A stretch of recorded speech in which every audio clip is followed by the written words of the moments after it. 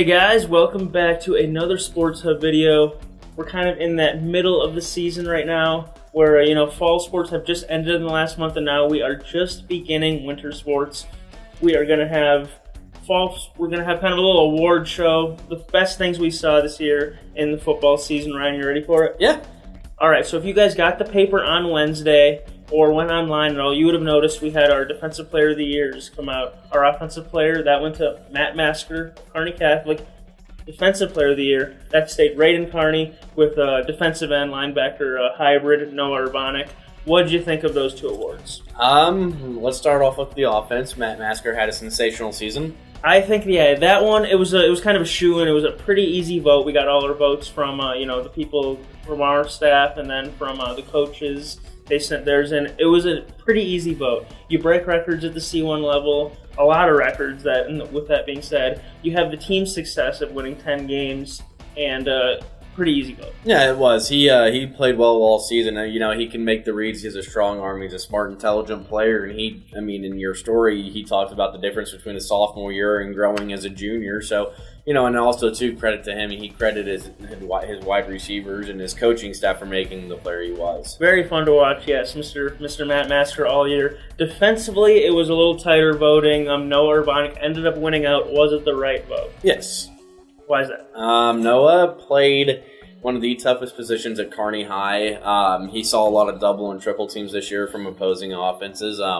Teams ran away from him, but the one thing that really hit me is when I talked to the Millard North coach, Fred Petito, about Noah. He said when he put on the film, it didn't take him long to see who number 13 was, and number 13 just happens to be Noah Urbanic, and he's a really good athlete, can run sideline to sideline, really talented, can fill the gap when needed.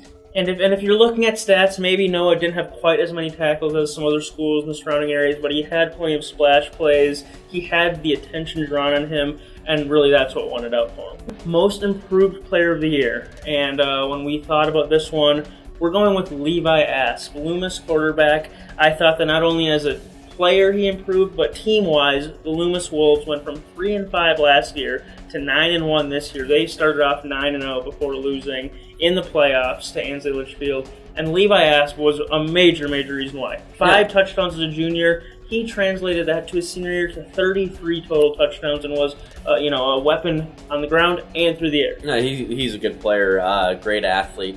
You're right. He did improve a lot, and it takes time. It takes time for a kid to understand the game and what the coaches want him to do. And he did that this year. He got better on the offensive side of the ball, like you said, and he was a real key factor of why Loomis went 9-0 this season. So he wins our Most Improved Player. Our next award, kind of just an award we're making up on the fly, but an award that we like handing out, kind of the Heart and Grit Award. The award that, you look on the field and maybe you don't see this guy as the best player on the field, but all of a sudden when the ball gets snapped, one guy stood out this year, and we're going with Tyler Kowalski from Pleasanton. Yeah, Tyler Kowalski is probably one of the smallest athletes we've ever seen. 5'5", like a $130, but plays running back, plays safety, plays safety linebacker. The guy made all the tackles from this year. He breaks tackles offensively. I don't know how he does it when, he has guys 100 pounds heavier that he's bringing down. He's really a wrestler out there, a state champion in wrestling. He translates that right to the football field. Yeah, he can hit. He's not shy about tackling somebody that's 10 times his size, like you just said. I remember in the Shelton game where he actually tackled one of their running backs who was like 6'2", 230, and took his legs out from underneath him, and the kid actually that he tackled was hurt on the play, and I'm like, this kid just hurt a kid that's 2 times his size. So yeah, he's a good athlete. Next award, Most Intimidating Presence, kind of the opposite of what we were talking about, and that was a very easy vote, almost as easy as the Matt Masker Offensive Player of the Year, and it's Brady Rohde, running back on Ansley Litchfield. You talk about a bruiser. Nobody in 8-man football this year wanted to tackle Brady with a full head of steam. No, Brady, what does coaches call him? They called him, which is kind of funny. They kind of gave him, they jotted him a little bit by calling him a ballerina when I would talk to him after the game. That's because they would say how he's such a big guy, but sometimes he likes to dance a little bit and run around guys. But make no mistake about it, when Brady was trucking over guys, he was a very intimidating presence. Next award is another choice that this guy actually, he got votes for Player of the Year, but this is going to be Underclassmen of the Year. Just a spectacular athlete. Arapahoe quarterback Gentry Anderson is our Underclassmen of the Year. Gentry Anderson could have well been one of our, or he might have been, if Matt Masker didn't have the season he had, our Offensive Player of the Year. When you talk about what he did, he led the area in rushing as a quarterback. And he's only a sophomore, guys. Yeah, and he 1,500 yards rushing, 20-something touchdowns rushing, 900 yards, over 900 yards passing, if not close to 1,000 yards. Grant, he could have been a fantasy-type player if we had fantasy. If there was such thing as Nebraska high school fantasy football, he would have led our area at points. This kid just had huge numbers in the box score week in and week out. And it was always fun coming into the office on a Friday night or a Thursday night and seeing what he put up. And I remember one of the games Grant told me he had. I was just like, Grant, guess what he did? And he goes, what? And I go, I think he had over 250 yards rushing and 7 touchdowns in one game. And he was just like, that's insane. And I think that was the first game of the year against Axtell when they scored at least 70 points. So he accounted for all but 1 touchdown that game. So he had a great season. Next award is our Quote of the Year. And, there were so many good guys who could win quotes. After games, I don't think we ever had an issue with getting bad quotes. So it was kind of nitpicking here, but we're going with Devin Walker of Elm Creek because he's just a little more unique when you talk to him after the games compared to other guys. And that's because he's got a little cockiness. And that is not a bad thing when you're getting a quote because Elm Creek was just super, super good this year. And Devin Walker was a big reason why as their running back. And he lets you know that they were good. And we like that. Coach of the Year. This one, we're giving it to Rashawn Harvey. Look at who the last team standing was this year. It was Kearney Catholic. Look who had such a good offense, and he's an offensive mind, Kearney Catholic. First year as head coach, he'd been the offensive coordinator for a while, but his first year there, it was a seamless transition. Rashawn Harvey is our Coach of the Year. Yeah, congratulations to him. He came into an area, into a school that he knew and all the athletes that he knew, so that was good for him.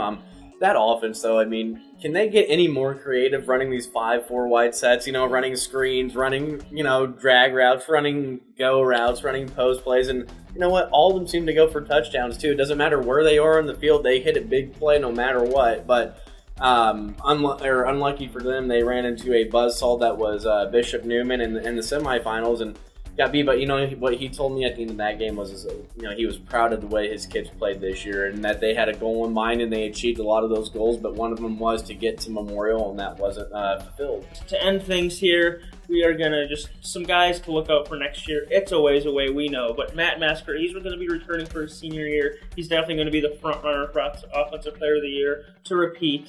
And then Gentry Anderson is another guy. Just being a sophomore this year, he is probably going to get even better, which is just scary. Defensively, we're going to have a new winner because Noah Urbanic graduated this year for Kearney.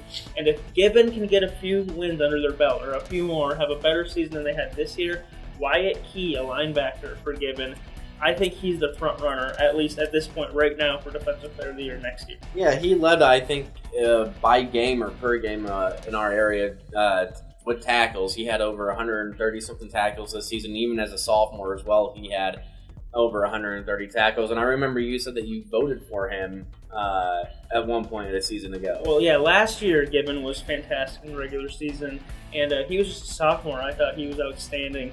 This year, you don't quite get the award recognition if your team doesn't have the success. That's unfortunately just the way it goes. He had a great year.